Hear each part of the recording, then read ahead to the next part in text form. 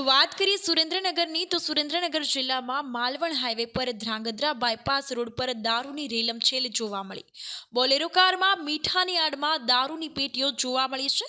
આ ઉપરાંત વાત કરવામાં આવે તો ધ્રાંગધ્રા તાલુકા પોલીસની ચોક્કસ બાતમીના આધારે પોલીસ દ્વારા ફિલ્મી ઢબે પીછો કરીને બોલેરો કાર માંથી દારૂની પેટીઓ જે છે તે મળી આવે છે. તો પોલીસે ઘટના સ્થળે જ હોવાથી દારૂ ભરેલ બોલેરો કાર મૂકીને આરોપી ફરાર થયા છે. ત્યારે ગુજરાતના સુરેન્દ્રનગર જિલ્લાના ધ્રાંગધ્રા બાયપાસ રોડ પર દારૂની રેલમછેલ જોવા મળતા સમગ્ર પંથકમાં ચકચાર મચ્યો છે. તો દારૂની પેટીઓને સ્કેલવાનું કામ તાલુકા પોલીસ દ્વારા કરવામાં આવી રહ્યું છે. તાલુકા પોલીસ દ્વારા મોટા પાયે દારૂની ભરેલ બોલેરો કાર પકડી પાડવામાં આવે છે.